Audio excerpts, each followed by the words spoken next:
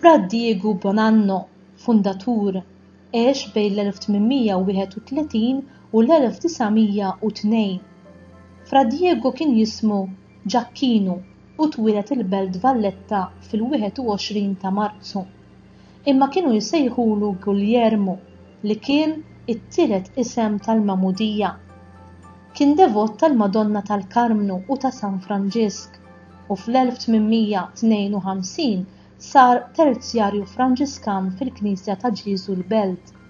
Sa dan it-tant kien lavrant ma' wieħed ħajjat fil-Belt, imma fl-1856 daħal għajk Franġiskan fl-istess Knisja ta' Ġesu l-Belt.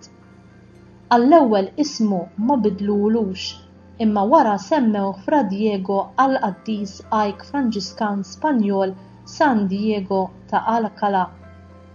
Mibgħut mis-superjuri għall-ġmier rnexxielu jagħmel kuntatt mal-poplu. L-ewwel ma ħadem kien biex ireġġa' lura għat-triq it-tajba ċerti xebbiet li kienu qabdu ħajja ħażina. Għal dawn akkwista dar f'Bormla, imbagħad raħal ġdid u waraha l-Balzan. Aktar tard kera dar kbira f'Birkirkara u fl-aħħar nett il-Ħamrun. Enitu ħafna oħtu Giovanna u żewġa Pawlu.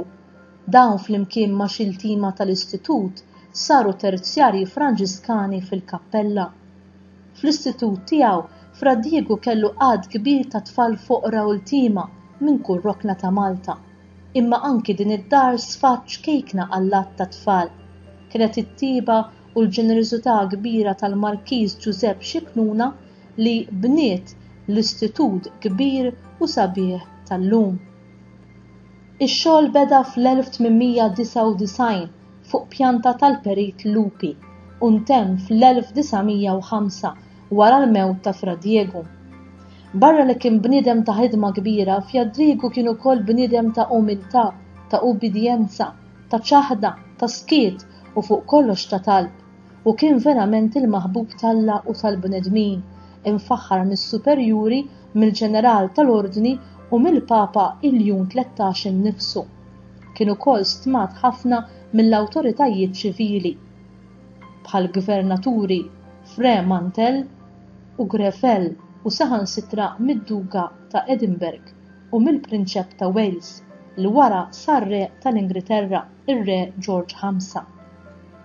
Fra Diego miet ta' 71 sena fl-14 ta' Mejju tas-sena 1902 fl-Istitut tal-Ħamrun u wara li sarlu funeral mill-aqwa fil-Belt ġie midfun fil-Knisja ta' Ġesu tar-Rabat.